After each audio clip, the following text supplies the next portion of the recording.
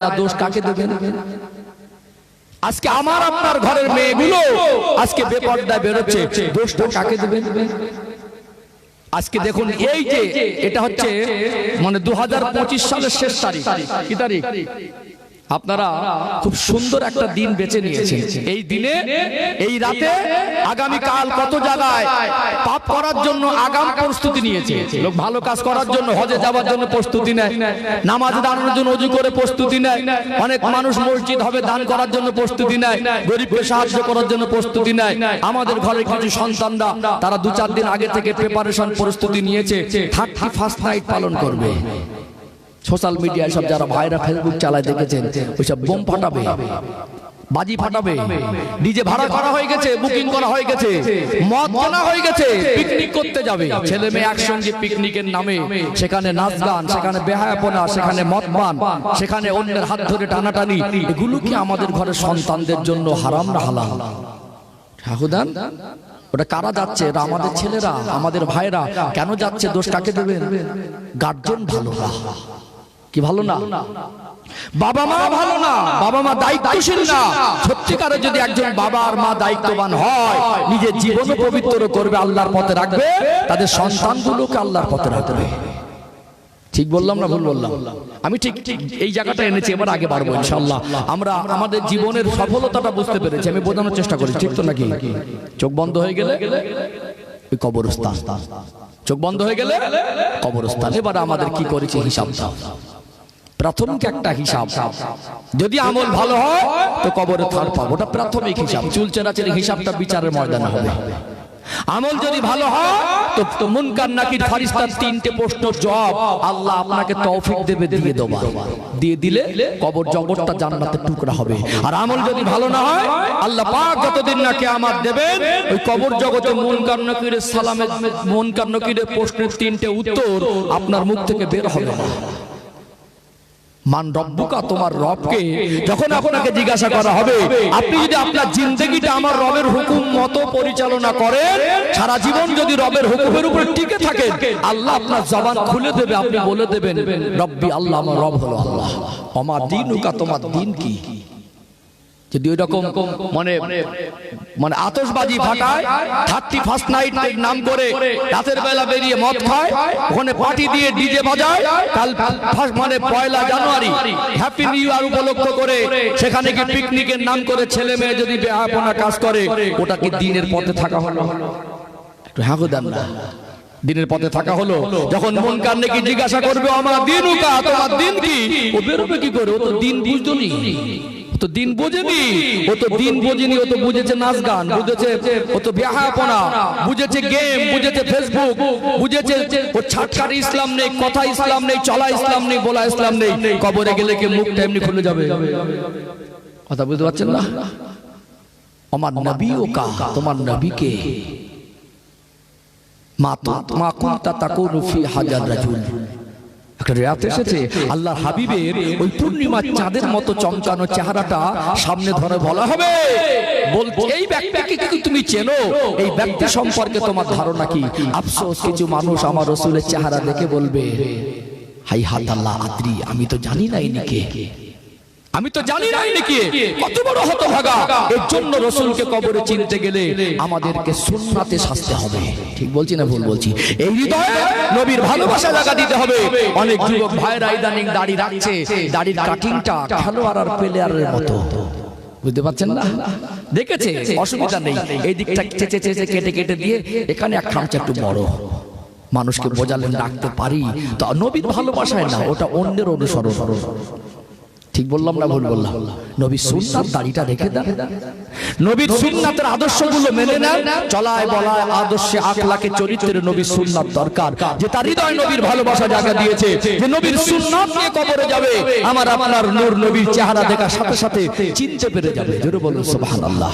তার জবান থেকে বেরিয়ে যাবে হাজা সাইয়্যিদুনা মুহাম্মাদুর রাসূলুল্লাহ সাল্লাল্লাহু আলাইহি সাল্লাম। জোরে বলুন সুবহানাল্লাহ। আল্লাহর ফেরেশতারা যখন এই 3টে প্রশ্নের উত্তর পেয়ে যাবে, আল্লাহ বলবেন ফেরেশতারা, আমার বান্দা আমার দিনের পথেই ছিল, ওকে তোমরা ছেড়ে দাও। কথা বুঝতে পারছেন না? এই জন্য সম্মানিত ভাইরা, আমাদেরকে আমাদের সন্তানদের জন্য দায়িত্ব নিতে হবে। আমরাও ভালো হব আর সন্তানদেরকেও ভালো করব। আমরা শুধু ভালো হয়ে ছেড়ে দিলে হবে না, আমরা নয় মরে গেলাম, তারপরে সন্তানরা দিনের পথে আসবে কি করে? আমাদের সেই পথ দেখে দিতে হবে। ছোট থেকে তাদেরকে যেভাবে মানুষ করব সেইভাবে মানুষ হবে। ও ভাইজানেরা, সোনার মানিক যুবকেরা, আব্বারা মায়েরা, এই জন্য আমার আল্লাহ কোরআনুল কারীমের সূরা তাহরিমের 6 নম্বর আয়াত, এই 6 নম্বর আয়াতে আল্লাহ পাক জানিয়ে দেন, ইয়া আইয়ুহাল্লাযীনা আমানু কু আনফুসাকুম ওয়া আহলিকুম নারা, হে আমার বিশ্বাসী বান্দা বান্দীরা, জাহান্নামের আগুন থেকে নিজে বাঁচো আর আহাল পরিবার বর্গকে বাঁচাও। নিজে যেমন ভালো হতে হবে, নিজের সন্তানদেরকে জাহান্নামের আগুন থেকে বাঁচানোর জন্য ছোট থেকে তাদেরকে শিক্ষা দিতে হবে। আদবের শিক্ষা, সুন্নাতের শিক্ষা, ইসলামের শিক্ষা যদি না দেন, ওই সন্তানের দ্বারা দুনিয়ায় আপনি অপমান অপদস্থ হবেন, ওই সন্তানের দ্বারা দুনিয়ায় ঠকবেন, খাটিয়ায় শুয়ে পড়ে কাফন পরেও ঠকবেন, কবরে গিয়ে ঠকবেন, আর আখিরাতেও ঠকে যাবেন। ওই সন্তানকে যদি দিনের পথে প্রতিষ্ঠিত করেন, সন্তানের দ্বারা দুনিয়ায় লাভবান হবেন, মরণের পরে লাভবান হবেন, কবরে লাভবান হবেন, আর আখিরাতে আমার আল্লাহ ওই সন্তানের দ্বারা আপনাকে তার জান্নাত নসিব করে দিতে পারে। তার জন্য কত কষ্ট করি, কিন্তু আমাদের যে জীবনটা মরণের পরে আখিরাতের জীবন পাবো, এই জীবনের তো একটা শেষ আছে। 60-70 বছর আল্লাহ কাউকে একটু বেশি দিতে পারে, সেই জীবনের কোনো শেষ নেই। সেই জীবনের জন্য কিছু করা দরকার আছে না? নেই, আছে না? ও ভাইজানেরা, সোনার মানিক যুবকেরা, আব্বারা মায়েরা, দুনিয়ার মানুষ মাল সম্পদকে সফলতা মনে করে, চাকরি ডিগ্রিকে সফলতা মনে করে, পদ ক্ষমতাকে সফলতা মনে করে, কিন্তু মনুষ্য জাতির জীবনের সফলতা দুনিয়ার মাল সম্পদ নয়, সফলতা রাজত্ব ক্ষমতা নয়, সফলতা চাকরি ডিগ্রি নয়, সফলতা হলো আল্লাহর পছন্দের মতো জীবন তৈরি করা।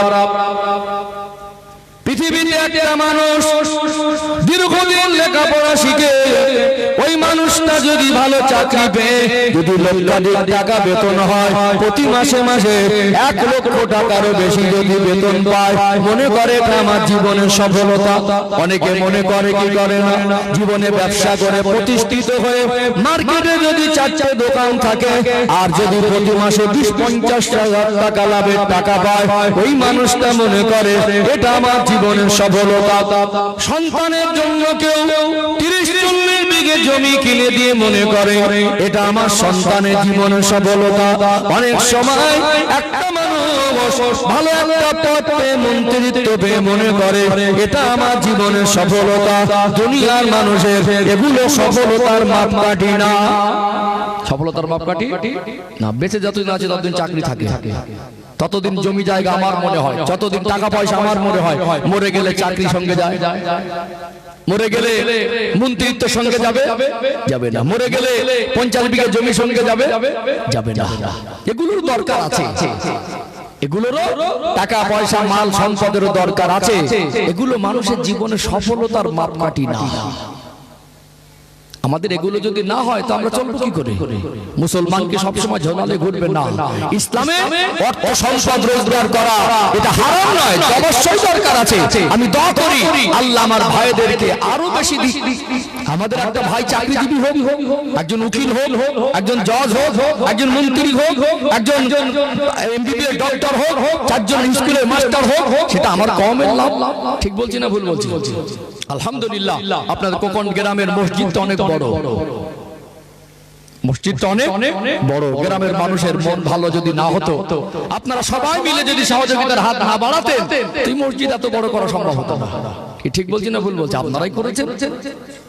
একটা গরিব মানুষ খুব অসুস্থ, ডাক্তার দেখানোর পয়সা পায় না, সেই বেচারা 30-40 হাজার টাকা দেনায় ভুগছে, ঋণ, বুঝতে পারছেন না? তাকে যদি গিয়ে বলি ভাই মসজিদে ছাদ দেবো বা মসজিদে মার্বেল বসাবো, তোমাকে 30 হাজার টাকা দিতে হবে, দেবে কোথা থেকে? বলে আমার নিজের 30 হাজার টাকা দেনা, উল্টো আমার দিলে ভালো হয়। বলবে কি বলবে না?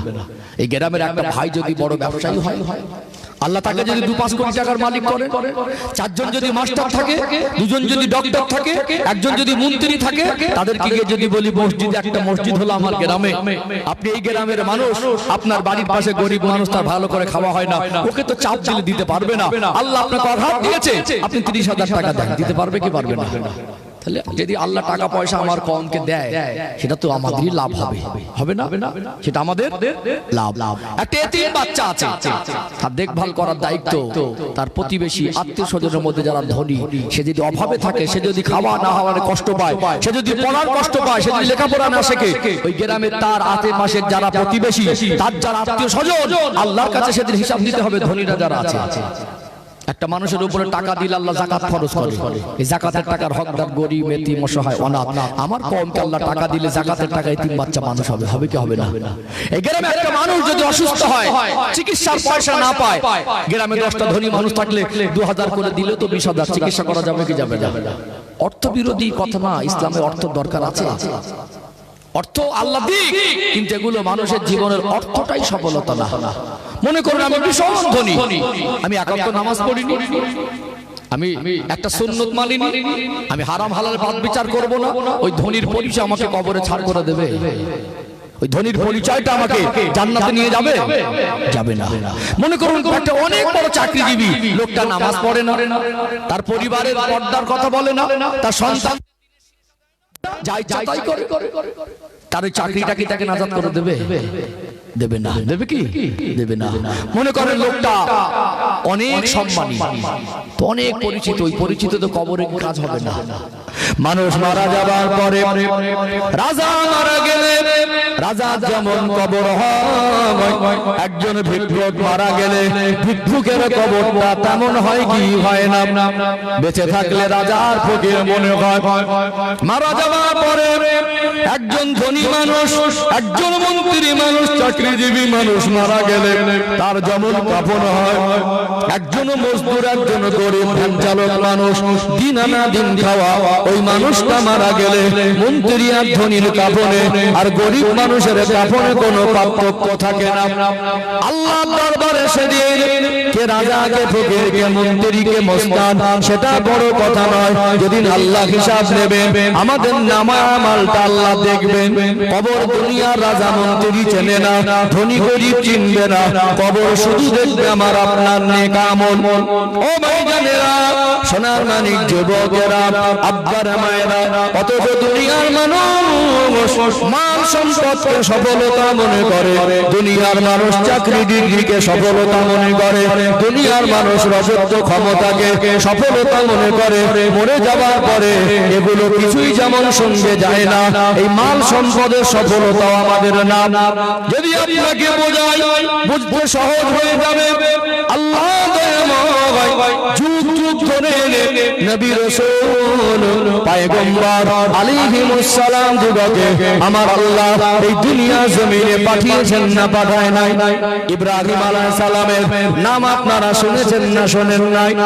যে জামানায়, যে সময় কয়েক হাজার বছর আগে আল্লাহ দয়াময় নবী ইব্রাহিম আলাইহিস সালামকে পাঠিয়েছিলেন, সেই জামানায় একটা জালেম বাদশা ছিল, যার নাম হলো নমরুদ। যার নাম নমরুদ। নাম শোনেননি? নমরুদ। এত সম্পদের মালিক, এত টাকা পয়সার মালিক, রাজত্ব পেয়ে, সম্পদ পেয়ে, ক্ষমতা পেয়ে, দুনিয়া জমিনে নাফরমানি সীমা লঙ্ঘন হয়ে গেল। ক্ষমতা, মাল, সম্পদ পেয়ে সে মানুষটা একটা সময় বলতে লাগলো, আল্লাহর সঙ্গে আমি যুদ্ধ করব। কত বড় নাদান, কত বড় আহমক, কত বড় অমানুষ না হলে এত বড় চরম কথা বলে। আল্লাহ বলেন, তামাম কুল কায়নাতের স্রষ্টা, স্রষ্টার সঙ্গে সৃষ্টির কোনোদিন যুদ্ধ হয় না। এত বড় জালেম, আল্লাহ তাকে ক্ষমতা দিলেন, আল্লাহ তাকে রাজত্ব দিলেন, আল্লাহ তাকে দুনিয়ায় সম্মান দিলেন। ওই ক্ষমতা আল্লাহ দেওয়া জিনিস নিয়ে সে বলল আল্লাহর সঙ্গে যুদ্ধ করব। আমার আল্লাহ তাকে সাহিজ করার জন্য, পৃথিবীর মানুষের কাছে উদাহরণ বানিয়ে রাখার জন্য একটা নেংড়া মশাকে দিয়ে আমার আল্লাহ তাকে সাহিজ করেছে না করে নাই? কি করেছে? আল্লাহ বলে, তুই আমার সঙ্গে যুদ্ধ করবি বলছিস? একটা নেংড়া মশাকে আল্লাহ দিলেন, উঠতে উঠতে ঘুরতে ঘুরতে নাকের ভিতর থেকে চলে গেল মস্তকে। শুধু বলছে আমাকে জুতো মার। কি বলছে? মাথা যতক্ষণ মারি যন্ত্রণা বন্ধ থাকে, আর মার বন্ধ করে দিলে যন্ত্রণা চালু হয়। আল্লাহ বোঝালেন অপদার্থ নাদান, তুই যে রাজত্ব বাদশাহী ক্ষমতা পেয়েছিস, তুই যে মাল সম্পদ পেয়েছিস, ওটা আমার দান। আমি আল্লাহ তোকে দিয়েছি, তুই বাড়াবাড়ি করে মনে করছিস রাজত্বটা আমার, যা কিছু সব আমার, মনে করছিস যে এত বড় ক্ষমতা হয়ে গেল। তুই বললি আল্লাহর সঙ্গে যুদ্ধ করব, তুই আমার সঙ্গে কি যুদ্ধ করবি? ছোট্ট একটা মশা, সেটা নেংড়া, বুঝতে পারছেন, সুস্থ না। ওই নেংড়া মশার সঙ্গে তোর পাঙ্গা লবার ক্ষমতা নিতে আবার আল্লাহর সঙ্গে যুদ্ধ করবি? বলুন, তার মাল সম্পদ তাকে নাজাত করে দেবে। আমার কথা কি বুঝতে পারছেন? তার মাল সম্পদ তার কোন উপকারে আসবে? ঠাকুরদান উপকারে আসবে না। আমরা যে মাল সম্পদ সফলতা মনে করি, আল্লাহ যাকে চাকরি দিয়েছে, ক্ষমতা দিয়েছে, রাজত্ব দিয়েছে, পদ দিয়েছে, সুখ শান্তি দিয়েছে, এটা আল্লাহর দান। কার দান? জোরে বলেন, আল্লাহর দান না। এটা আমি বানানোর কথা বলছি না, আল্লাহ বলছেন। দুটো আয়াত তুলে ধরি, পরিষ্কার হয়ে যাবে ইনশাআল্লাহ। ও ভাইরা, সোনার মানিক যুবকেরা, আব্বারা মায়েরা, আল্লাহ পাক বলেন, কুলিল্লাহুম্মা মালিকাল মুলকি তুতিল মুলকা মান তাশা ওয়া তানজিউল মুলকা মিম্মান তাশা ওয়া তুইজ্জু মান তাশা ওয়া তুযিল্লু মান তাশা। আল্লাহ পাক বলেন, হাবিব আপনি বলুন, আল্লাহ বলেন সর্বভৌম শক্তির অধিকারী। আল্লাহ যাকে ইচ্ছা তাকে রাজত্ব দেন, যাকে ইচ্ছা তার রাজত্ব ছিনিয়ে নেন। আল্লাহ যাকে ইচ্ছা তাকে ইজ্জত দেন, যাকে ইচ্ছা তাকে বেইজ্জতি করেন।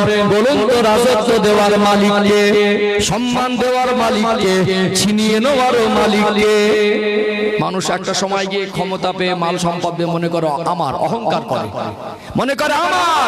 আল্লাহ বলে, বান্দা, তোমার ক্ষমতা, রাজত্ব, টাকা পয়সা, মাল সম্পদ যেটা তোমার মনে করো, ওটা আমি আল্লাহ তোমাকে দিয়েছি ভালোবেসে পরীক্ষা করার জন্য।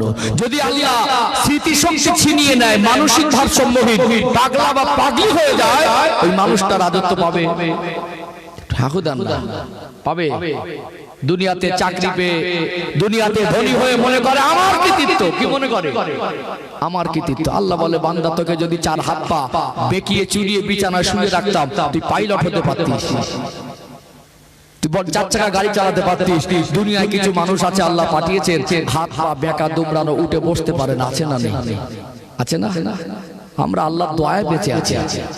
যা কিছু আল্লাহ আমাদের দিয়েছে, অভাব দিল ওটা পরীক্ষা, আর মাল সম্পদ দিল ওটা পরীক্ষা। এমনকি আমরা নিঃশ্বাসটা নিচ্ছি, এটা আল্লাহর দান। আমরা যেটা খাচ্ছি, ওটাও আল্লাহর দান। ধরে বলেন সুবহানাল্লাহ। ওয়া ইন তাউদ্দু নি'মাতাল্লাহি লা তুহসুহা। আল্লাহ বলছেন, আমি আল্লাহ তোমাদেরকে এত বেশি নিয়ামত দিয়েছি, তোমরা গুনে গুনে শেষ করতে পারবে না। আল্লাহ যেদিন ধরবে, আমার মনে করে, ক্ষমতাশীল মনে করে, চেয়ার কোন দিক থেকে যায় সে নিজে টের পায় না। বেশ কয়েকটা রাষ্ট্রের রাষ্ট্রপ্রধানদের পতন হয়েছে 2-3 বছরের মধ্যে, হয়েছে না? সিরিয়া রাষ্ট্রপ্রধানের পতন হলো, বাংলাদেশের রাষ্ট্রপ্রধানের পতন হলো, নেপালের রাষ্ট্রপ্রধানের পতন হলো, শ্রীলঙ্কা দেউলিয়া হয়ে গেল। কোথায় চলে গেল? পথ খুঁজে পাইনি। আল্লাহর দান। কার দান? কোরআনুল কারীমে 30 নম্বর পারা, সূরার নাম হলো সূরাতুল ফজর, 15 নম্বর আয়াত। আল্লাহ পাক বলেন, ফাআম্মাল ইনসানু ইযা মাবতালাহু রাব্বুহু ফাআকরামাহু ওয়া নাআমা ফায়াকুলু রাব্বি আকরামান। আমি আল্লাহ মানুষকে পরীক্ষা করার জন্য যখন মাল সম্পদ দেই, মানুষ বলে আল্লাহ আমার প্রতি অনুগ্রহ করেছে। দুনিয়া আল্লাহ যদি কাউকে ধনী বানান, মাল সম্পদ দেন, এটা হলো পরীক্ষা স্বরূপ। অথচ মানুষ মনে করে আল্লাহ আমাকে অনেক কিছু দিয়েছে, অথচ মানুষ মনে করে এগুলো আমার কৃতিত্ব, মানুষ মনে করে এটা আমার সফলতা। কিন্তু আল্লাহ যদি মাল সম্পদ দেন, সেটা হলো পরীক্ষা স্বরূপ, সেটা হলো পরীক্ষা স্বরূপ। আল্লাহ পাক বাদশা সাদ্দাতকে এত বেশি মাল সম্পদ দিয়েছিলেন, নকল জান্নাত বানাতে চেয়েছিল। আল্লাহ পাক কারুনকে, হামানকে অনেক মাল সম্পদ, রাজত্ব, বাদশাহী দিলেন। ফেরাউনের নাম নাম আপনারা শুনেছেন, আল্লাহ দয়াময় তাকে রাজত্ব ক্ষমতা দেওয়ার পরে এত বেশি অহংকার হয়ে গেল, ওই মানুষটা ফেরাউন একটা সময় তার এলাকাবাসী জনগণকে বলতে লাগলো, তোরা আমাকে খোদা বলে মানবে। আল্লাহ পাক তার এই আচরণটা কোরআনুল কারীমে বর্ণনা করেছে। ফেরাউন বলল, আনা রব্বুকুমুল আলা, আমি হলাম তোদের খোদা। সে নিজে খোদা দাবি করেছিল না করে নাই? করেছিল না করে নাই? তার ক্ষমতা, সে নিজেকে খোদা বলে মনে করতে শুরু করলো। তাকে নাজাত দিতে পারবে? রাহুদান না, আল্লাহর কাছে ফিরে যেতে হবে না? আল্লাহ তাকে পানিতে চুবিয়ে মেরে শুকনো মাছের মতো শুটকি করে রেখেছে। ফেরাউনের লাশটা আজও পৃথিবীতে আছে, পচনও হবে না, পোকাও খাবে না। ওই দরিয়া ডুবিয়ে আল্লাহ পানিতে চুবিয়ে মারলো, মাছে ওকে ছুঁলো না, মাছে ওকে ছুঁয়ে দেখলো না। অভিসম্পদ আল্লাহ লানত, আল্লাহর আযাবে গ্রেফতার হয়েছে। আল্লাহ তাকে দুনিয়ার মানুষের কাছে নিদর্শন বানিয়ে দিয়েছে। দেখো, তোমরা দুনিয়ায় ক্ষমতাকে পেয়ে মনে করো আমার কৃতিত্ব, সম্পদ পেয়ে মনে করো এটা আমার। অধিকাংশ মানুষের মধ্যে এখন কিছু কিছু মানুষ বলতে বলতে বলে ফেলে, আমার টাকা আমি খাই, আমার রোজগার আমি খাই, আমার ইনকাম আমি খাই। মানুষ বলে তোর বাপের খাই ভাই। যারা মুসলমান, যারা ইমানদার, যারা মুমিন কি বলে? আলহামদুলিল্লাহ, আল্লাহ যেটা খাইয়েছে ভালো খাইয়েছে, আল্লাহ নিয়ামত খেয়েছে, আল্লাহর কাছে শুকরিয়া আদায় করতে হয়। আদায় করতে হয় না? অনেকে মনে করে কি আমি খাই, কি মনে করে? রিজিকের মালিক কে? রিজিকের মালিক আল্লাহ। ও ভাইরা, সোনার মানিক যুবকেরা, আব্বারা মায়েরা, কোরআনুল কারীমে আমার আল্লাহ বলেন, ওমা মিন দাব্বাতিন ফিল আরদি ইল্লা আলাল্লাহি রিজকুহা। আমি আল্লাহ দুনিয়া যাদেরকে পাঠিয়েছি তাদের রিজিকের জিম্মাদারি আমি আল্লাহ নিজে গ্রহণ করেছি। জোরে বলুন সুবহানাল্লাহ। দুনিয়াতে কিছু মানুষ মনে করে আমার রোজগার, আমার ইনকাম, যা খাই আমার কৃতিত্ব, আমার দান, কিন্তু আল্লাহর রিজিকের মালিক এটা পৃথিবীর কারোর অস্বীকার করার জায়গা নেই। একটু ব্যাখ্যা দেই, এতে আমাদের ঈমান আমল মজবুত হবে। ও ভাইরা বাবাজিরা, দুনিয়াতে আমার আল্লাহ তিনি যে আমাদের খাওয়ায়, এটা একটু বুঝিয়ে বলা দরকার আছে না? নেই? আছে না? তাহলে অহংকারটা আমাদের ভিতরে আসবে না। আল্লাহ রিজিকের মালিক অস্বীকার করা যাবে? যাবে না। আমরা দীর্ঘদিন ধরে একটা শব্দ শুনি, জলের অপর নাম জীবন। মানে পানি ছাড়া মানুষের জীবন, জীবজন্তুর জীবন। অনেক জীবজন্তু আছে বা মানুষ আছে পানি ছাড়া বাঁচবে না।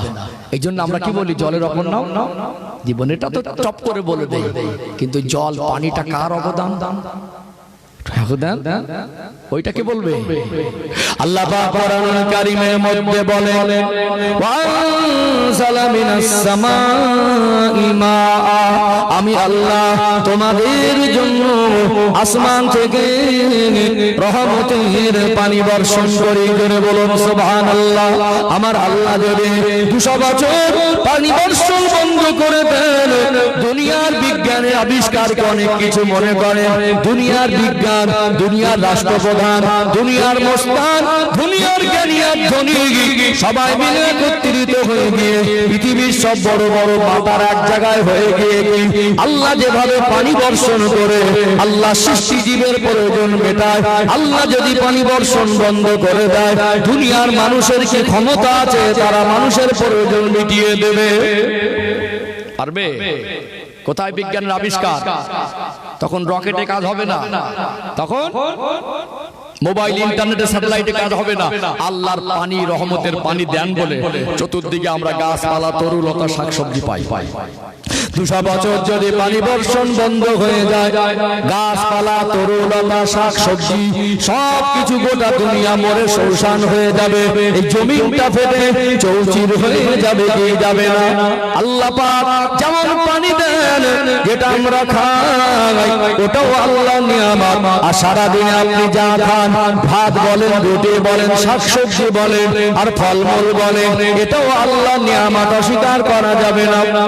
আপনাদের আপনাদের এই গোঘাট থানা এরিয়াতে কোকন গ্রাম আপনাদের এই এলাকায় আমার আল্লাহ দয়া করুণা আল্লাহ পাক করবার মাটি দিয়েছেন ও ভাইরা বাবাজিরা এখানে আলু চাষ ভালো হয় কি হয় না আমি আসার সময় দেখছিলাম চতুর্দিকে আলু গাছ একটা আলুর কাটা অংশ একটা কলাকে আপনারা মাটির নিচে পুঁতে দেন আল্লাহ দয়া করুণা আমার আল্লাহ ওই কলা থেকে একটা গাছ বার করে মাটির নিচে বান্দা বান্দের রিজিক হিসাবে আমার আল্লাহ একটা গাছের গোড়ায় 2 কিলোরও বেশি আলু দান করে যদি আল্লাহ চায় তো ওই কলা থেকে গাছ বের হবে আর আল্লাহ পাক যদি না চায় এই আলুর কলাটা যদি পচে যায় দুনিয়ার বিজ্ঞানের কি বাবার ক্ষমতা আছে দুনিয়ার মুসলমানদের আর ধনীদের কি বাবার ক্ষমতা আছে ওই পচা আলু থেকে গাছ বার করবে আছে ওটা কার দান একটা ধান ফেলে দেই একটা 20 পাতা কলা বেরো একটা ধানের শীষ থেকে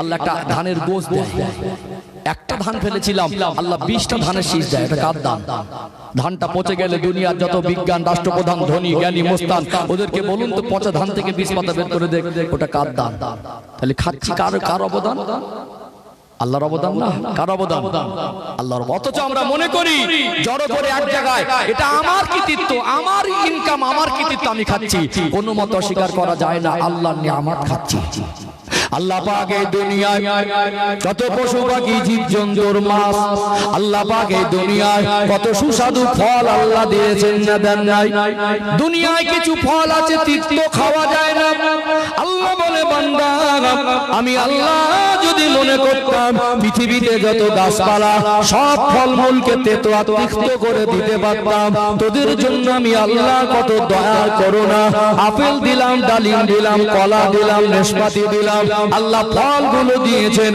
সুন্দর একটা ছাল দিয়ে প্যাকিং করে দিয়েছেন যদি পাকা কলায় ছাল না থাকতো যদি ডালিমে ছবেদায় ছাল না থাকতো ওটা অল্প সময় পচে ওতে বিভিন্ন রকম পোকা গিয়ে ব্যাকটেরিয়া জীবাণু তৈরি হতো ওটা খাদ্যের উপযুক্ত থাকতো না বলুন তো এই ফলমূল কার দান আল্লাহ নিয়ামত দান আল্লাহ বলে বান্দা আমি আল্লাহ তোমাদেরকে এত বেশি নিয়ামত দিয়েছি গুণে গুণে শেষ করতে পারবে না দুনিয়াতে তারপরও যদি মনে হয় অনেক মানুষ নাফরমানি করে বলে আমার কৃতিত্ব আমি খাই কিন্তু অস্বীকার করা যায় না রিজিকের মালিক আল্লাহ একটা বাবার মা যখন ফিজিক্যাল সম্পর্কে লিপ্ত হয় 2 ফোঁটা নাপাক পানিকে একত্রিত করে আমার আল্লাহ প্রথমে রক্তপিণ্ড তারপরে মাংসপিণ্ড তারপরে প্রতি 40 দিন পর পর একটা মানুষের শারীরিক গঠনের এক একটা ধাপকে কমপ্লিট করে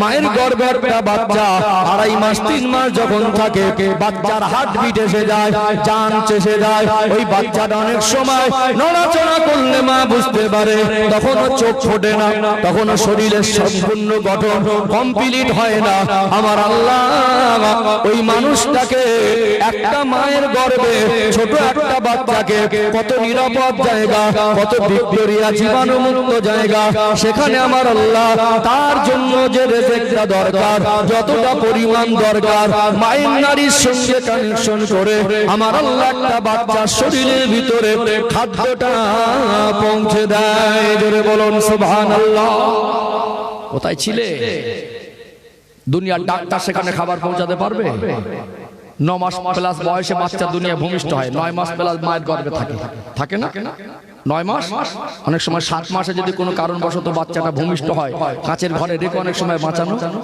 যায় না বাঁচে তো কপাল সেখানে 4 মাসের বাচ্চা তার শরীরে চোখ ফুটিনি পুরো হাত 2.5 মাস তখন কমপ্লিট হয়নি একটা ভ্রূণ তার ভিতর আল্লাহ জান দিয়েছে ওকে কে খাবার খাওয়াবে আজকে বলে আমি খাই সেদিনকে খাইয়েছিল আল্লাহ খাইয়েছিল না তাহলে আমরা যা টাকা পয়সা মাল সম্পদ রাজত্ব ক্ষমতা যা কিছু মনে করি আমার আমার আমার এগুলো কার দান আমরা খাই এটা কার দান অক্সিজেন কার দান চোখের জ্যোতি কার দান চলার শক্তি কার দান বলার শক্তি কার দান অথচ আমরা আল্লাহর দয়ার করুণায় বেঁচে আছি অথচ আমরা এগুলোকে আল্লাহ পরীক্ষা স্বরূপ আমাদেরকে দেন আমরা এগুলোকে পেয়ে মনে করি এটা আমাদের সফলতা আল্লাহ বলছে ফেরাউনকে দেখো তোমার থেকে ওর মাল সম্পদ বেশি। সাদ্দাতকে দেখো, তোমার থেকে ওর মাল সম্পদ বেশি। নমরুদকে দেখো, সে মনে করলো যে আমি আল্লাহর সঙ্গে যুদ্ধ করব, নিজেকে মনে করলো আমার এটাই আমার জীবনের সফলতা। কোথায় গেল তারা? আল্লাহ নবীর সাহাবী হযরতে বেলাল রাদিয়াল্লাহু আনহুর নাম আপনারা শুনেছেন না শোনেন নাই? সবাই বলেন শুনেছেন না শোনেন নাই? 1400 বছর পার হয়ে গেল, তিনি এই দুনিয়া জমিন থেকে বিদায় নিয়েছেন। আমরা সরাসরি তানাকে দেখি নাই, কোনদিন তানার সঙ্গে কথা বলার সুযোগ হয় না। তানার কথা মনে পড়লে, তানার কথাগুলো শুনলে হৃদয়টা বিগলিত হয়ে চোখ থেকে পানি আসে কি আসে না? কি ছিল তানার? আমার আপনার নামে যদি 1 শতক বা 1 বিঘে জমি থাকে, মনে মনে হয় আমি 1 বিঘে জমির মালিক। ব্যাংক অ্যাকাউন্ট তার নামে ছিল না, 1 শতক জমি তার নামে ছিল না। আপনার পকেটে যদি এখন 10 টাকাও পাওয়া যায়, ওই 10টা টাকা নিয়ে কখন আপনার মনে হয় আমি তো এই মুহূর্তে কমের উপরে 10টা টাকারও মালিক? ব্যক্তিগতভাবে তিনি 1 টাকারও মালিক ছিলেন না। পশু হাটে যাবেন, গরু ছাগল বেড়ে বিক্রি হয়। আজ থেকে 1400 বছর আগে মক্কা মদিনা জমিনে সেই সময় কৃতদাস গোলাম পয়সার বিনিময়ে মানুষ কেনা বেচা হতো। তানাকে হাতে দড়ি বেঁধে মানুষ বাজারে বিক্রি করে দিত। আর অন্য মানুষ তার কাজ কাম করানোর জন্য পয়সার বিনিময়ে কৃতদাস গোলামকে নিয়ে যেত। যার নামে 1 শতক জমি নেই, যার কোনো ব্যাংক অ্যাকাউন্ট নেই, যার চেহারা সৌন্দর্য নেই, এত গরিব কৃতদাস গোলাম আমার আল্লাহকে আল্লাহ বলে মেনে নিলেন, নবীকে নবী বলে মেনে নিলেন। মন মর্জি চলতেন না, আল্লাহ যেভাবে চলতে বলেছেন, নবী যেভাবে চলতে বলেছেন সেইভাবে জীবন যাপন করলেন। ইসলাম আনা পরে, ইসলামের ভিতরে আসার পরে, ঈমান আনার পরে তাকে কঠিন পরীক্ষা দিতে হয়েছে।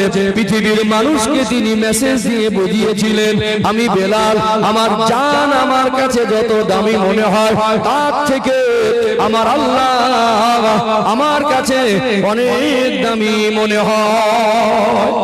ও ভাইজানেরা, সোনার মানিক যুবকেরা, আব্বার মায়েরা, এই জীবনের সফলতা হলো দেখতে যদি খারাপ হয়, জমি জায়গা যদি না থাকে, চেহারা যদি কালো হয়, ওই মানুষটা যদি আল্লাহর কথা মতো নূর নবী, দয়ার নবী, মায়ার নবীর কথা মতো জীবন যাপন করতে পারে, আল্লাহ যদি জীবনে খুশি হয়, জাহান্নাম থেকে যদি বাঁচার মতো জীবন যাপন করতে পারি, ওটাই হবে সফলতার জীবন।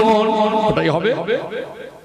আপনার টাকা পয়সা হলেও আপনাকে দিনের পথে থাকতে হবে, ইসলামের আদেশ নিষেধ মানতে হবে, আল্লাহ এবং রাসূলের কথা মানতে হবে, তবেই সফলতা। সফলতার জন্য যে গাড়ি বাড়ি দরকার না, মাল সম্পদ দরকার না।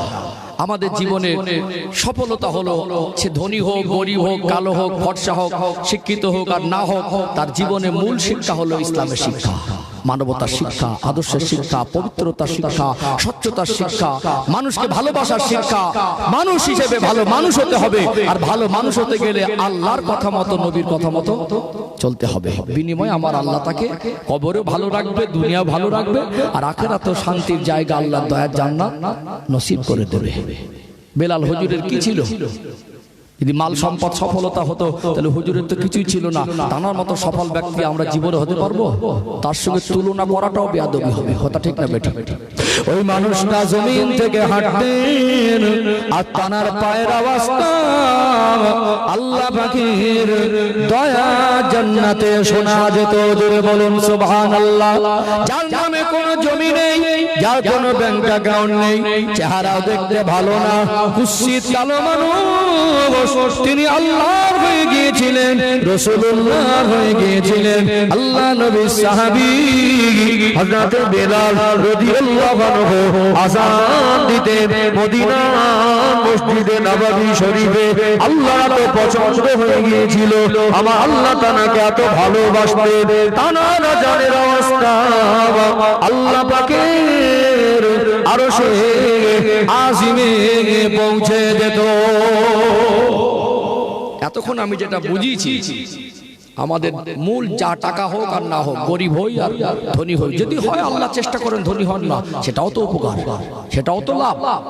আপনার দ্বারা আপনি নিজে ভালো থাকলেন, আরো পরিবেশী তারাও ভালো থাকলো, আপনার যাকাতের টাকা এতিমের উপকার হলো, আপনার টাকা হলে দিন প্রচারে সহযোগিতা হবে, আপনার টাকা হলে মসজিদ মাদ্রাসা দিনের শিক্ষা উপকার হবে, হবে না? আজকে যারা টাকা দিয়েছেন, টাকা না থাকলে দিতেন কোথা থেকে? এই জলসাটা করতে গিয়েও তো খরচা হয়েছে, হয়েছে না ভাই? শুধু খাটলে কি হতো না? টাকাও হয়েছে। শুধু খাটলে তো হবে না, তা টাকা দিতে হয়েছে। টাকা দিয়েছে কারা? আপনারা। আপনাদের কাছে ছিল বলেই তো দিয়েছেন। এগুলোর বিরুদ্ধে ইসলাম না। হালাল পথে কামাই করেন, ব্যবসা করেন, প্রতিষ্ঠিত হন, কিন্তু মূল মকসদ হবে চলে যাওয়ার আগে যতদিন বেঁচে আছি নিজের মতো করে চলবো না, আল্লাহর কথা মতো আর নবীর কথা মতো। আজান হলে মসজিদে যেতে হবে, মা বোনদেরকে পর্দাবদ্ধ করতে হবে, আমাদের কথাবার্তার ভিতরে স্বচ্ছতা আনতে হবে, মিথ্যা ত্যাগ করতে হবে, গীবত ত্যাগ করতে হবে, পরনিন্দা ত্যাগ করতে হবে, আমাদের বড়দের সম্মান করতে হবে, ছোটকে স্নেহ করতে হবে। আজকে সম্মান জিনিসটা নেই, ছেলেগুলো সব আদব শিখিনি। আগের দিনে গুরুজনদের মানতো না। আজকে দেখুন না, কিছু মানুষ মুরব্বীগুলো মসজিদে গেলে যুবকগুলো মসজিদে যায় না, দোষ কাকে দেবেন? আজকে আমার আপনার ঘরের মেয়েগুলো আজকে বেপর্দায় বেরোচ্ছে, দোষটা কাকে দেবেন? আজকে দেখুন, এই যে এটা হচ্ছে মানে 2025 সালের শেষ তারিখ, কি তারিখ? আপনারা খুব সুন্দর একটা দিন বেছে নিয়েছেন। এই দিনে, এই রাতে, আগামী কাল কত জায়গায় পাপ করার জন্য আগাম প্রস্তুতি নিয়েছে লোক, ভালো কাজ করার জন্য, হজে যাওয়ার জন্য প্রস্তুতি নেয়, নামাজ দাঁড়ানোর জন্য ওযু করে প্রস্তুতি নেয়, অনেক মানুষ মসজিদ হবে দান করার জন্য প্রস্তুতি নেয়, গরিবকে সাহায্য করার জন্য প্রস্তুতি নেয়। আমাদের ঘরে কিছু সন্তানরা তারা 2-4 দিন আগে থেকে প্রিপারেশন প্রস্তুতি নিয়েছে, 31st নাইট পালন করবে।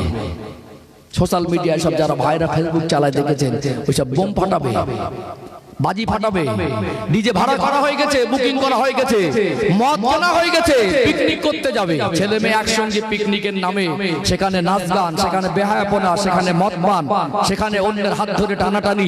এগুলো কি আমাদের ঘরের সন্তানদের জন্য হারাম না হালাল? ঠাকুরদান, ওটা কারা যাচ্ছে? এটা আমাদের ছেলেরা, আমাদের ভাইরা। কেন যাচ্ছে? দোষ কাকে দেবেন? গার্জেন ভালো না, কি ভালো না? বাবা মা ভালো না, বাবা মা দায়িত্বশীল না। সত্যিকারে যদি একজন বাবা আর মা দায়িত্ববান হয়, নিজের জীবন পবিত্র করবে, আল্লাহর পথে রাখবে, তাদের সন্তানগুলোকে আল্লাহর পথে রাখবে। ঠিক বললাম না ভুল বললাম? আমি ঠিক এই জায়গাটা এনেছি, এবার আগে বাড়বো ইনশাআল্লাহ। আমরা আমাদের জীবনের সফলতাটা বুঝতে পেরেছি, আমি বোঝানোর চেষ্টা করি, ঠিক তো নাকি? চোখ বন্ধ হয়ে গেলে ওই কবরস্থান, চোখ বন্ধ হয়ে গেলে কবরস্থান। এবার আমাদের কি করেছি হিসাবটা, প্রাথমিক একটা হিসাব। যদি আমল ভালো হয় তো কবরে থার পাবো, ওটা প্রাথমিক হিসাব। চুলচেরাচেরি হিসাবটা বিচারের ময়দানে হবে। আমল যদি ভালো হয় তো মুনকার নাকির ফারিস্তার 3টে প্রশ্নের জবাব আল্লাহ আপনাকে তৌফিক দেবে, দিয়ে দেবা, দিয়ে দিলে কবর জগৎটা জান্নাতের টুকরা হবে। আর আমল যদি ভালো না হয়, আল্লাহ পাক যতদিন না কিয়ামত দেবেন, ওই কবর জগতে মুনকার নাকিরের সালামের, মুনকার নাকিরের প্রশ্নের 3টে উত্তর আপনার মুখ থেকে বের হবে না। মান রব্বুকা, তোমার রবকে যখন আপনাকে জিজ্ঞাসা করা হবে, আপনি যদি আপনার জিন্দেগিটা আমার রবের হুকুম মতো পরিচালনা করেন, সারা জীবন যদি রবের হুকুমের উপর টিকে থাকেন, আল্লাহ আপনার জবান খুলে দেবে, আপনি বলে দেবেন রব্বি আল্লাহ, আমার রব হলো আল্লাহ। আমার দিনুকা, তোমার দিন কি? যদি ওই রকম মানে মানে আতশবাজি ফাটায়, 31st নাইট নাম করে রাতের বেলা বেরিয়ে মদ খায়, ওখানে পার্টি দিয়ে ডিজে বাজায়, কাল মানে 1 জানুয়ারি হ্যাপি নিউ ইয়ার উপলক্ষ করে সেখানে কি পিকনিকের নাম করে ছেলে মেয়ে যদি বেহায়াপনা কাজ করে, ওটা কি দিনের পথে থাকা হলো? একটু হ্যাঁ দেন না, দিনের পথে থাকা হলো? যখন মুনকার নাকির জিজ্ঞাসা করবে আমার দিনুকা, তোমার দিন কি, ও বেরোবে কি করে? ও তো দিন বুঝতো নি, তো দিন বোঝেনি, ও তো দিন বোঝেনি, ও তো বুঝেছে নাচ গান, বুঝেছে ও তো বেহায়াপনা, বুঝেছে গেম, বুঝেছে ফেসবুক, বুঝেছে ও ছাটকার ইসলাম নেই, কথা ইসলাম নেই, চলা ইসলাম নেই, বলা ইসলাম নেই। কবরে গেলে কি মুখটা এমনি খুলে যাবে? কথা বুঝতে পারছেন না? আমার নবী ও কা, তোমার নবীকে মা কুনতা তাকুনু ফি হাজার রাজুল।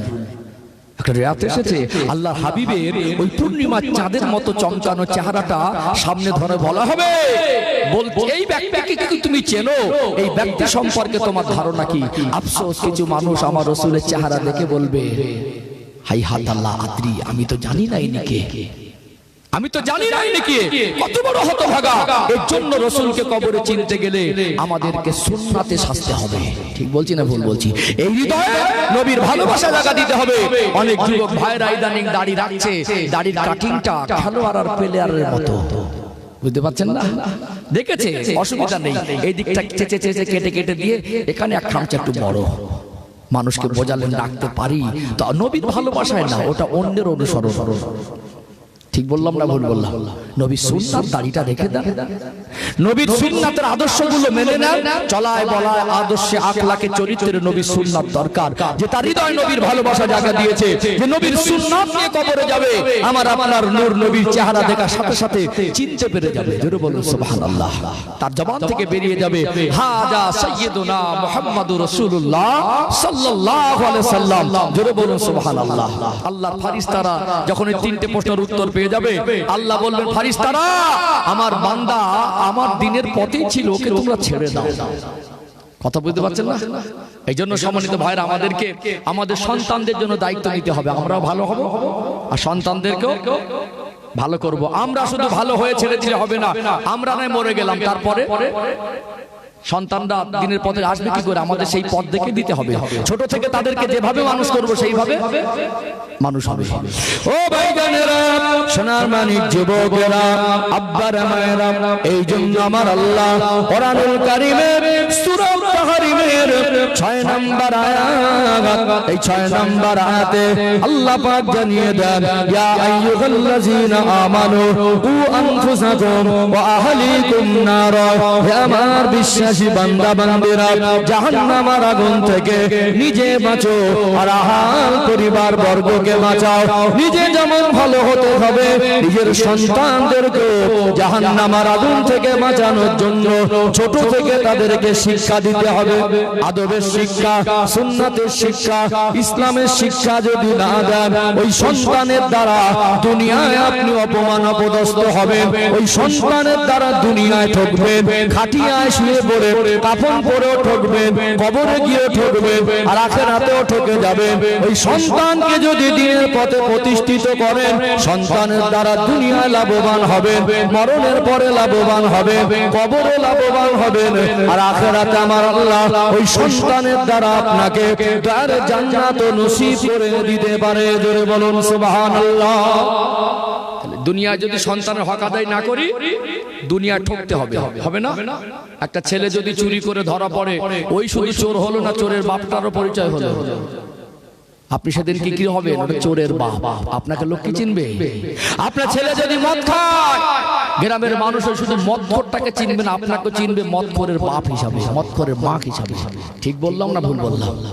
তাহলে দুনিয়ায় যদি সন্তান ভালো না হয়, সে যদি অপকর্ম করে, খারাপ কাজ করে, খুন খারাপি করে, জুলুম অত্যাচার করে, নেশাভান করে, জেনা ব্যভিচার করে, শুধু তার বদনাম হয় না, সাথে সাথে তার পরিবারের মান সম্মানটাও যায়। বড় ভাই লজ্জিত হয়, বাবা লজ্জিত হয়, মা লজ্জিত হয়, গার্জেনটা লজ্জিত হয়। হয় কি হয় না?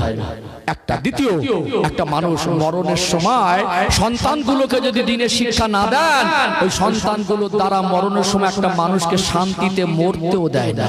কি দেয় না? শান্তিতে মরতেও দেয় না। কথাটা বলেছি মনে হয় একটু বেকা লাগছে, সদা করে বুঝিয়ে দেবো ইনশাল্লাহ। তারপরে আমি তার আগে একটা কথা বলি, আমাদের সন্তানদেরকে শুধু খাওয়ানোটাই আমাদের দায়িত্ব?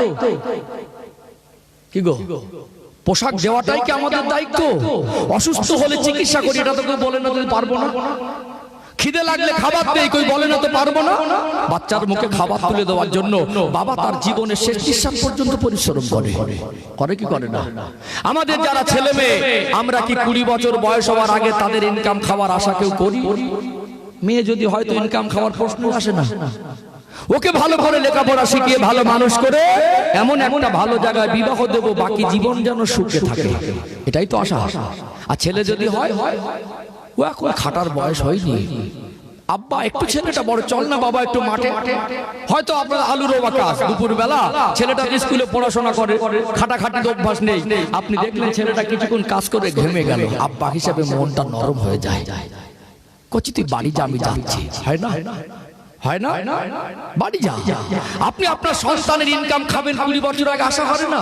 ছেলেটা বড় হবে, লেখাপড়া শিখবে, প্রতিষ্ঠিত হবে, সমাজে পরিচিত হবে, আমার গর্ব করা সন্তান হবে, না এলাকার যত মানুষ দেখবে বলবে ওটা অমুক লোকের ছেলে, তবেই তো বাবা মা স্বপ্ন পূরণ হবে।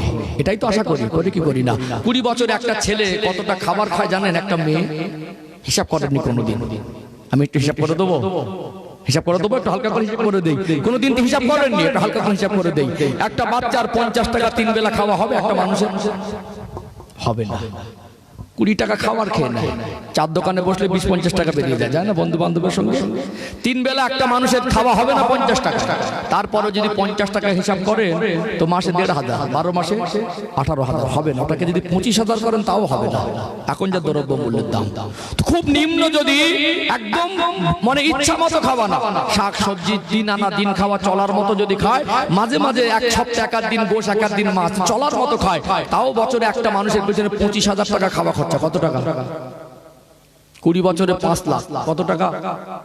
20 বছরে খুব গরিব হলে 20 বছরে 5 লাখ, যারা একটু ভালো মন্দ খায় তাদের 7 লাখ টপকে যাবে।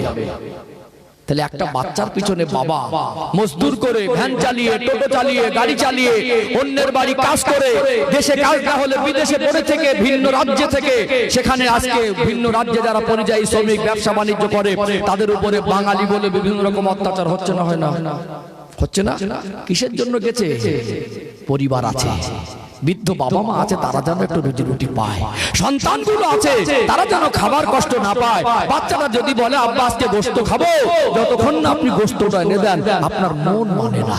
কাছে টাকা না থাকলে না ধার করে এনে খাওয়াই। ঠিক বললাম না ভুল বললাম? 20 বছর ধরে বাচ্চার পিছনে, 3টে বাচ্চার পিছনে 3 5 15 থেকে 20 লাখ টাকা খাওয়ালেন। ছেলেগুলো বড় হয়ে বলছে আব্বাকে তুমি আমার জন্য কি করেছো? বেয়াদব, নাদান, আদব শিখলে না। বাবাকে প্রশ্ন করছে তুমি আমার জন্য কি করেছো? তোমার বাবার হালটা দেখেছো? কত রক্ত পানি করে, কত হাজার ফোঁটা ঘাম জমিনে পড়েছে। জমিন সেদিন সাক্ষী দেবে সন্তানদের মানুষ করার জন্য হাজার হাজার ফোঁটা ঘামগুলো 20 বছরে জমিনে পড়ে আছে। আছে না নেই? একটা মানুষ রাজমিস্ত্রির জোগাড়ে কাজ করতে গিয়ে 50 কিলো সিমেন্টের বস্তাগুলো মাথায় নিয়ে একতলা থেকে 2 তলা, ওটা কষ্ট বেশি না কম? বাবাগুলো কষ্ট করে বাড়ি ফেরে, গেঞ্জি নিংড়ালে মনে হয় টপ টপ করে ঘাম বের হবে। ছেলেটা বলছে তুমি আমার জন্য কি করেছো? আর সেই বাবা, তিনি একটা সময় বাচ্চা অসুস্থ ছিল, তার পেটে ক্ষুধা ছিল, খাবার সময় পায়নি। যখনই শুনেছে সন্তান অসুস্থ, ওই অবস্থায় হসপিটালে ছুটেছে, কাছে টাকা ছিল ধার করেছে তোমার জন্য। এখন ছেলেগুলো বলে আমার জন্য কি করেছো? বলে না? সেই বাবা যখন আর আগের মতো শক্তি নেই, খাটাখাটনি করতে পারে না, ইনকাম করার ক্ষমতা নেই, এখন এই ছেলের মানে সন্তানের কাছে, ছেলের কাছে, বৌমার কাছে আজকে বাবা মা সব বোঝা হয়ে গেছে। কি হয়ে গেছে? কি হয়ে গেছে? বোঝা হয়ে দাঁড়িয়েছে। 200 টাকা চাওয়ার অধিকার আছে না নেই? আব্বা ছেলের কাছে 200 টাকা চাওয়ার অধিকার আছে না নেই? তুমি 20 লাখ টাকা 3টে ভাই বোন খেয়ে বসে আছো 20 বছরে তোমার বাবার ইনকাম। আজকে 3টে ছেলে মেয়ে একটা মাকে ভাত দিতে পারছে না। একটা বাবা 3টে ছেলেকে মানুষ করেছে, কোনোদিন বলিনি তোদের খেতে দিতে পারবো না। আর 3টে ছেলে লজ্জা বলে কিছু নেই, বাবাকে ভাত দিতে পারছে না, ঠেলাঠেলি করছে। ও দেখেন আমি দেখবো কেন? ও দেয় না আমি দেবো কেন? লজ্জা কোথায় রাখবেন? তোমার ওই বাবা 3টে ছেলেকে তো কোনোদিন বলিনি যে তোদের খেতে দিতে পারবো না, আর তোমরা 3 জন মিলে একটা মানুষকে দিতে পারছো না। আজকে ছেলেগুলো সব অসহায় হয়ে পড়েছে। আব্বা 200 টাকা চাইছে, ওই 200 টাকাটা দিলে বাড়ি স্ত্রীর সঙ্গে ঝগড়া হচ্ছে। আমাদের ঘরের কিছু কিছু বৌমা আছে সেই রকম ডেঞ্জার, বুঝলেন? মারাত্মক জিনিস, কেউটে সাপের থেকেও বিষ বেশি। ওই যে কালকে উঠে বলে না বিষাক্ত সাপ, গোখর সাপের থেকেও বিষ বেশি। বাবার যদি ছেলে পয়সা দেয়, মার হাতে যদি পয়সা দেয়, তো মনে হবে ম্যাজিক জানে। মুখটা ছিল 2 কিলো, ঝাড়া মেরে 4 কিলো করে নেবে। কথায় কথায় ঝাড়া মারে। বেচারা দেখলো তার ভীষণ বিপদে পড়ে গেছি। আমার আব্বাকে টাকা দেবো, মাকে টাকা দেবো, বউ ঝাড়া মারে। এখন আব্বা চেয়েছে, ছেলেটা বোঝে দিতে হবে। এখন দেখছে চেয়েছে তো 200 টাকা, আমি যদি আমার স্ত্রীকে লুকিয়ে দে তাহলে স্ত্রী কি বলবে? মনে মনে করবে যে 2000 টাকা দিয়েছে। ওর থেকে বাবা সামনাসামনি ওর হাত করেই দেই, ঝগড়া যাতে না হয়। স্ত্রীর ভয়ে, ঝগড়া করার ভয়ে স্ত্রীর হাত মারপাত দিচ্ছে যে 200 টাকাটা আমার আব্বাকে সকালবেলা দিও। বৌমাটা হাতে করে নিয়ে টাকাটা মনে মনে করছে, বুড়ো আর বুড়ি যে কবে মরবে সব সময় টাকা টাকা করে, এমন ভাব দেখাবে যেন বাপের বাড়ি থেকে এনে দিচ্ছে। ঠিক বলছি না ভুল বলছি? আছে না অধিকার নেই? অধিকার নেই? ওই বাপের বাড়ি থেকে যখন শ্বশুর শাশুড়ি আসে, ছেলেটাকে 2000 টাকার বাজার করে, তখন তো বুক ফাটে না? শালি আর ভাগা ভাই যখন আসে, তোমার বোন আর বোনাই যখন আসে, তখন যখন ছেলেটা বাজার করে 1500 টাকা, ওই তোমার তো বুক ফাটে না? ওদের খাওয়ার আপত্তি নেই, বাবা মাকেও দেখার দরকার আছে না নেই? আজ এত ওয়াজ করেও কি ভাত দিচ্ছে সবাই? আজ 3-4টে ছেলে থাকার পরেও কি আব্বাগুলো খুব সুখে আছে? এ দোষ সব সন্তানের না। আপনি এইবারে গিয়ে বদদোয়া করবেন, এ দোষ সব সন্তানের না। ছোট থেকে ওকে খাইয়েছেন 20 লাখ টাকা, 3টে বাচ্চাকে, কিন্তু দিনের শিক্ষাটুকু দেননি। ওকে যদি ভালো মানুষের মতো মানুষ করতেন, আব্বার মুখের উপরে তর্ক করা তো দূরের কথা, চোখের দিকে চেয়ে কথা বলতে গেলে ওর বুক ফেটে যেত। ঠিক বললাম না ভুল বললাম? ঠাকুরদান ওকে যেরকম ভাবে মানুষ করছে, সেইভাবে মানুষ হয়েছে। ওই মেয়েটাকে বাবা মা খাইয়েছে, ওকে ভালো মানুষ করিনি। ওকে যদি ভালো মানুষ করতো, শ্বশুরকে বাবার মতো মনে করতো, তার স্বামী পয়সা দিলে হিংসা করতো না। এই দোষটা তো সব ওদের না, বাবা মারও দোষ আছে না? আছে না? এই জন্য সন্তানকে যদি আমরা ভালো করে মানুষ না করি, তাদেরকে যদি আদবের শিক্ষা, ইসলামের শিক্ষা, আখিরাতের শিক্ষা ছোট থেকে তাদের ভিতরে ঈমানের ভিত, কবরের চিন্তা যদি আমরা না ঢুকিয়ে দেই, ওরা বড় হয়ে দুনিয়ায় বেয়াদব হবে। কি হবে? বেয়াদব বাপ মার সঙ্গে করবে, বেয়াদবি শ্বশুর শাশুড়ির সঙ্গে করবে, বেয়াদবি গ্রামের মানুষের সঙ্গে করবে। আজ দেখছেন না আদব নেই, সব 440 ভোল্টেজ। আগের দিনে গুরুজনদের কি সম্মান ছিল? একটা ছোট বাচ্চা যদি তুলটি করতো, গার্জেনরা গিয়ে ডাকতো, এটা করছিস কেন? ভয় করতো। একটা বাচ্চা বিড়ি খাচ্ছে, একটা গ্রামের চাচা সম্পর্ক হয়, একটা চড় মেরে বলছে বাড়ি যা, একটুখানি ছেলে মেশা করছিস, বাড়ি গিয়ে বলছে আমার চাচা মেরেছে। বল ঠিক করেছে, তুই কোনো ভুল করেছিস? এখন ওই লোকের ছেলেকে দুটো কথা বলেন তো দেখি।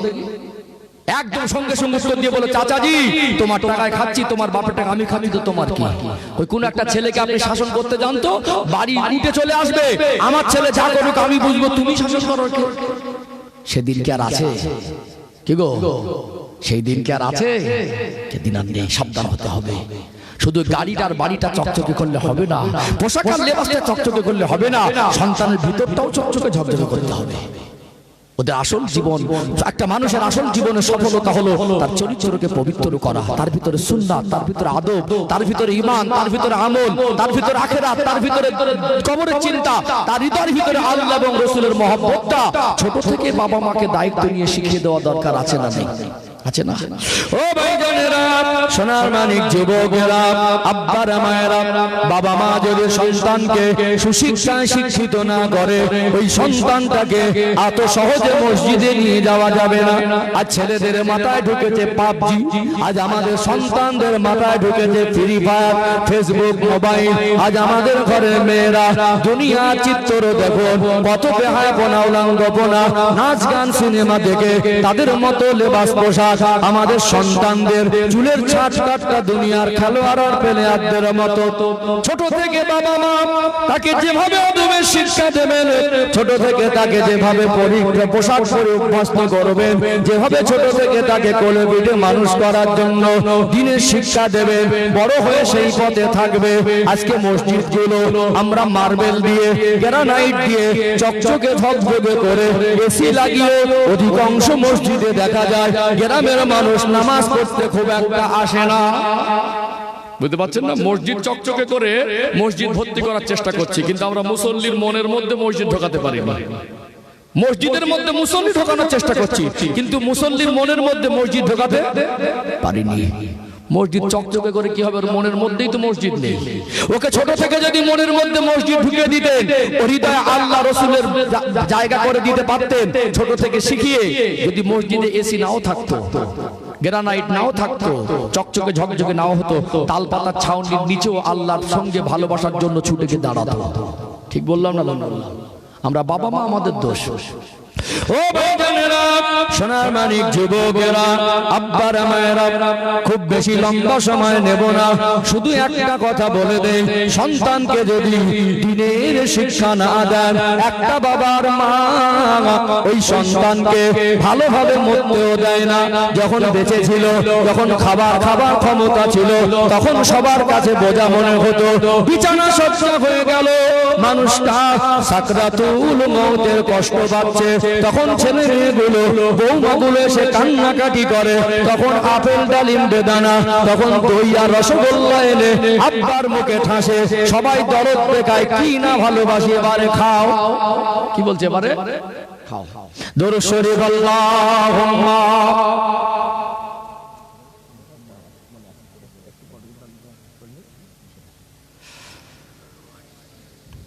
জোরে জোরে পড়েন না, আল্লাহুম্মা সাল্লি আলা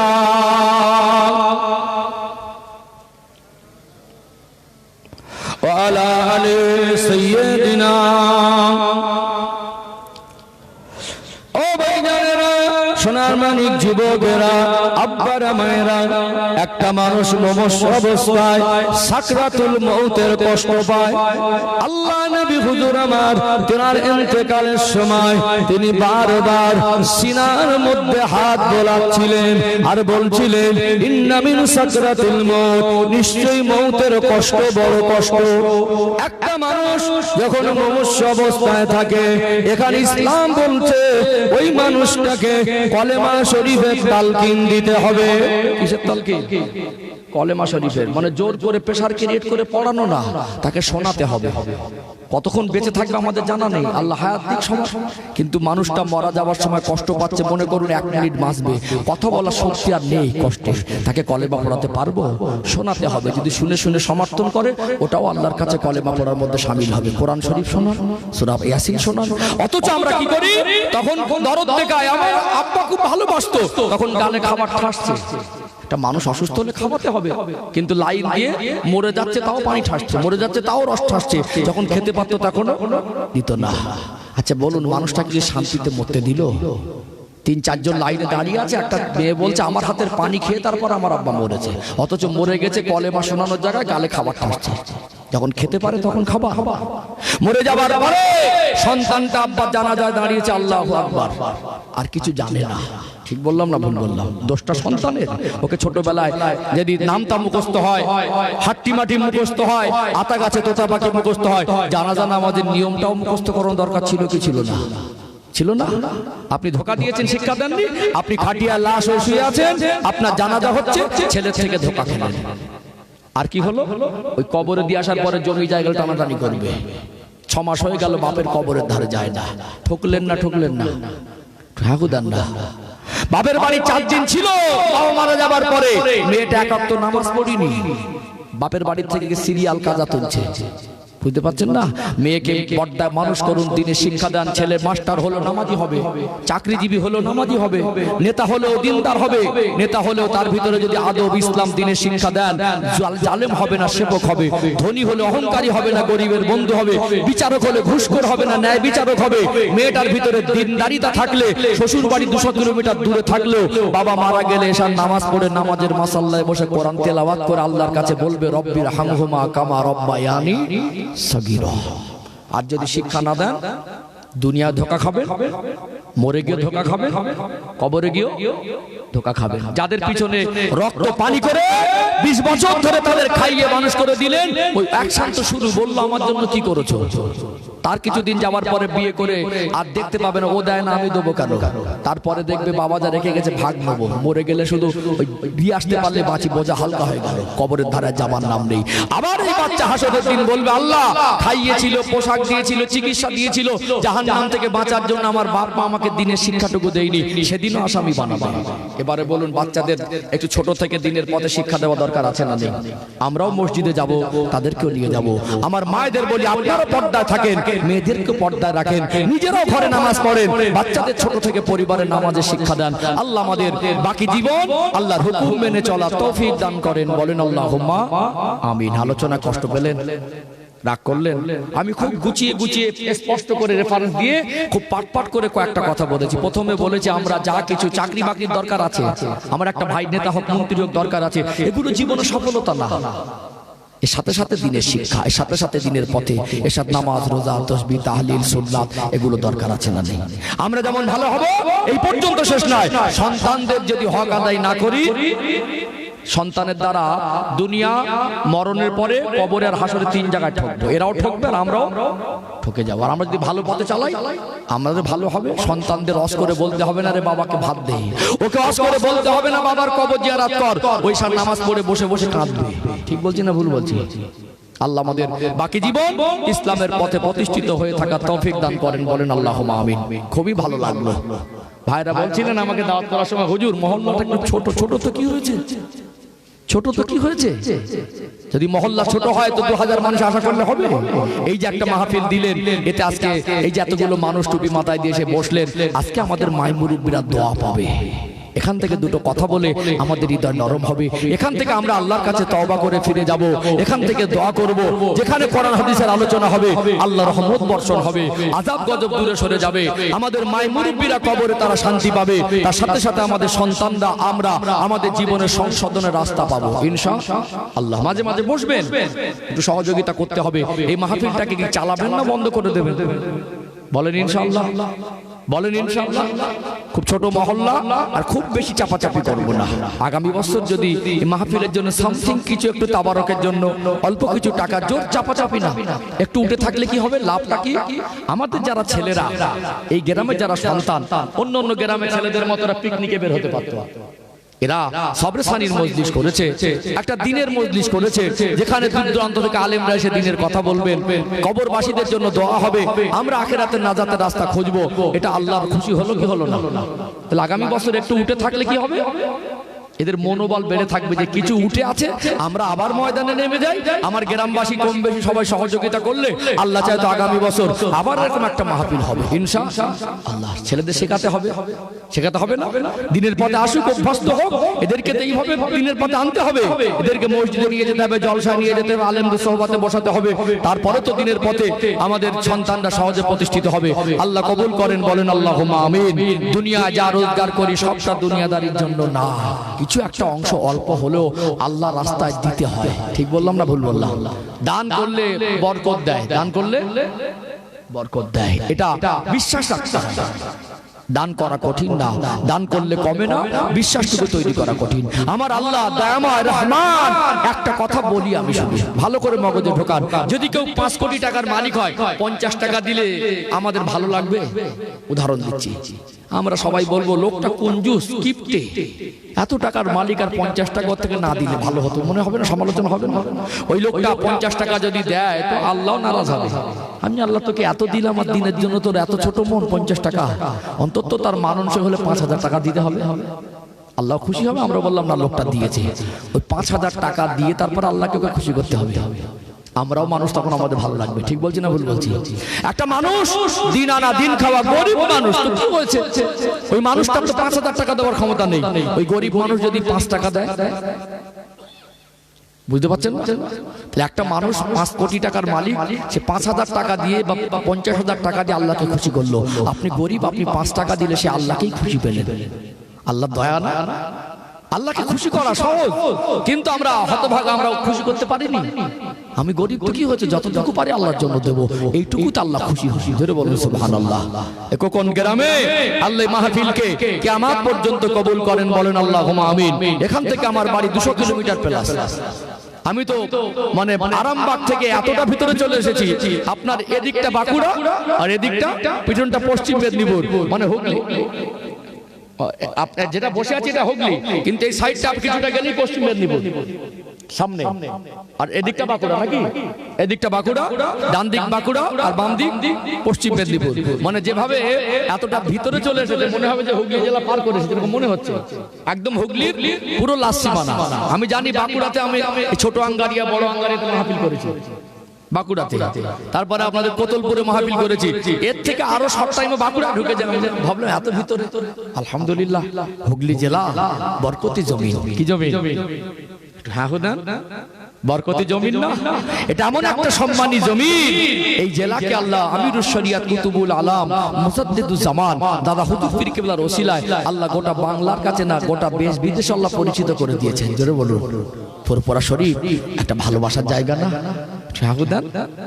আফগানিস্তান থেকে, কাবুল থেকে, কান্দাহার থেকে, আসাম থেকে, তখন অখণ্ড ভারত, দূর দূরান্ত থেকে 2000-2500 কিলোমিটার দূর থেকে মানুষগুলো এসে জামানার মুজাদ্দিদের কাছে আল্লাহর পথ চিনে, আল্লাহ চেনার পথ চিনে, ইলমে তাসাউফের জ্ঞান নিয়ে তারা আল্লাহর ওলি হয়ে ঘরে ফিরেছে। সেই জমিন 400 হুজুরের মাজার আছে, সেই জমিন। ঠিক বললাম না ভুল বললাম? এই জমিনে একটা আলাদা রুহানিয়াত দোয়া চলে, আল্লাহ কবুল করেন। আমি ঠান্ডার সময় ভাবছিলাম যে না, আপনাদের আবেগ ভালোবাসা অনেক বেশি, এত নির্বিঘ্নে আপনারা শুনলেন, যতগুলো মানুষকে পেয়েছি হৃদয় ভরে গেল। আমি খুব বেশি চাপাচাপি করব না। আল্লাহর জন্য বলেন, দুটো মানুষ 1000 করে টাকা দেবেন, দুজন, অনলি দুজন। আসেন একটু মুসাফা করি, আল্লাহ দেবে ইনশাআল্লাহ। সন্তান অসুস্থ হলে আমরা কি করি? একটা ডাক্তারের কাছে, আমার এই সম্মানিত নাজির ভাই, উনি বলছেন আগামী বছর মাহফিলের জন্য আমি 1000 টাকা দেবো। আমরা খুশি না? তাকবীর দেন তো, নারে তাকবীর। একটু আওয়াজ ছেড়ে আরেকটু আওয়াজ দেন, নারে তাকবীর, নারে তাকবীর। সম্মানিত নাজির ভাই বলুন জিন্দাবাদ, আরো জোরে বলেন জিন্দাবাদ। আব্বা আম্মা বলেন জিন্দাবাদ, ওনা আলা আওলাদ বলেন জিন্দাবাদ। আগামী বছর মাহফিলের জন্য 1000 টাকা দেবেন, জোরে বলেন মারহাবা, নারে তাকবীর। আল্লাহ দান কবুল করেন, আল্লাহ তাআলা হায়াতে বরকত দেন, যতদিন বাঁচিয়ে রাখবেন। আল্লাহ পাক অর্থের অভাবে যেন কারোর কাছে হাত পাততে না হয়। ইসলামকে ভালোবাসে, আল্লাহ দ্বীনকে ভালোবাসে, এই দ্বীনের কথা আলাপ আলোচনা হবে, এরকম দোয়ার মজলিস হবে। আল্লাহ তিনি যে দান করেছেন, আল্লাহর অভিমান তানাকে দেবেন না। আল্লাহ মনটা বড় উদার, তানাকে বিপদ মুসিবত দেবেন না। ওই সংসারে বেশি বেশি উন্নতি দিন, বলুন আল্লাহুম্মা আমিন। দয়াময় আল্লাহ পাক আপনার আত্মীয় স্বজন, মায়ের মুরব্বি যারা কবরে, তাদের কবর সব পৌঁছে দিন, তাদের কবর গুলোকে বেহেশতের বাগান করে দিন, বলুন আল্লাহুম্মা আমিন। নারে তাকবীর। টাকা কি আর কবরে নিয়ে যাওয়া যায়? সব তো দিতে বলছি না, যেটা আপনার ক্ষমতায় কুলায়, যেটা আপনি পারবেন, এরকম একটা কাজ সবাই মিলে করতে হয়। পারবো না এরকম না, কেউ যদি 1000 পারে, আমি তো 100 পারবো। কিন্তু একটা বাচ্চা অসুস্থ হলে ডাক্তারের কাছে নিয়ে গেলে 1000 টাকা খরচা হয় না? জ্বর হলেও দিনের পথে খরচা করবেন। as-সাদাকাতু রাদ্দুল বালা।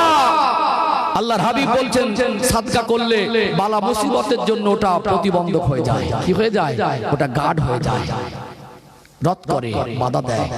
এই জন্য দান খায়রাত মাঝে মাঝে করতে হয়, আল্লাহ রহমত হয়। এতে কি হয়? আল্লাহ বরকত দেয়। এতে কি হয়? আল্লাহ রোগ বিপদ মুসিবত, আল্লাহ পাক এর দ্বারা সন্তানদের, নিজের পরিবারকে হেফাজত করে। আমার এই ভাই দিলেন, উনি কি না খেয়ে মারা যাবেন? এমন না। এই দেখেন আমাদের বড় ভাই, কি নাম? আমাদের মহিদুল ইসলাম ভাই, মাশাআল্লাহ।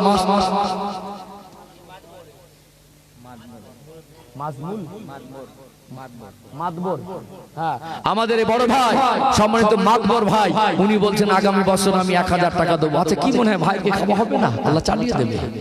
হ্যাঁ, আমার মহিদুল ভাই, উনি বলছেন আমি 1000। 3জন হয়ে গেল। একটু আওয়াজ দেন না, নারে তাকবীর। একটু জোরে জোরে দেন না, নারে তাকবীর, নারে তাকবীর। দাতাগণ বলুন জিন্দাবাদ। আমাদের মহিদুল ভাই, মাতবর ভাই বলুন জিন্দাবাদ। আমাদের নাজমুল ভাই বলুন জিন্দাবাদ। 3জন মিলে 3000 টাকা, জোরে বলেন মারহাবা, নারে তাকবীর। একটু হাত তোলেন, আল্লাহুম্মা আমিন।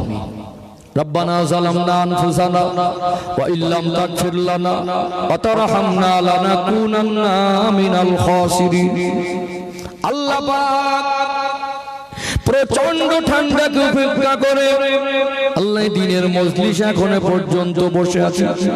আমি মুসাফির হালাত এতগুলো মানুষকে নিয়ে হাত তুলেছি। আল্লাহ আমার 3জন ভাই দিলেন 1000 করে। দয়াময় আল্লাহ আপনাদের জীবনে অভাব দেবেন না। আল্লাহ চাষবাস, ব্যবসা বাণিজ্য, কাজ কারবার করে আল্লাহর রুজি রুটিতে বরকত দেবেন। আল্লাহর ধনী সম্পদশালী বানিয়ে দেন। যেমন দিলেন তেমন দিন। আসমান থেকে বরকত ও রহমতের দরওয়াজা উন্মুক্ত করে দিন। আল্লাহ পাক যতদিন বাঁচিয়ে রাখবেন, কঠিন কঠিন রোগ বিমার বালা মুসিবত দেবেন আল্লাহ। আল্লাহ এদের ছেলে মেয়ে পরিবার নিয়ে সুখে শান্তিতে জীবন কাটাবার মতো তৌফিক দিন। এনাদের আত্মীয় স্বজন মায় মুরব্বী যারা কবরে, এতিমের মতো অসহায়ের মতো তারা তাদের আলাউলাদের দিকে তাকিয়ে থাকে। আল্লাহ আজকে সমস্ত সওয়াব তাদের আত্মীয় মায় মুরব্বীদের রুহে রুহে পৌঁছে দিন, তাদের কবরগুলোকে বেহেশতের বাগান করে দিন। লা ইলাহা ইল্লাল্লাহ মুহাম্মাদুর রাসূলুল্লাহ সাল্লাল্লাহু আলাইহি ওয়াসাল্লাম। মাশাআল্লাহ মাশাআল্লাহ, আল্লাহ কবুল করুক, আল্লাহ বরকত দেবে ইনশাআল্লাহ। তাবারকের জন্য কেউ চাল যদি দিতে চান, অন্ন দান বড় দান, খাওয়া হয় না এমন একটু তাবারক, এটা বরকতি জিনিস। কেউ যদি তেল দিতে চান, আলু হয়, কেউ যদি আলু দিতে চান, আল্লাহ বরকত দেবে চাষে ফসল ইনশাআল্লাহ। কেউ যদি মনে করেন একটু মশলাগুলো দেবো, সেগুলো দিতে চান, বলেন একটু সবাই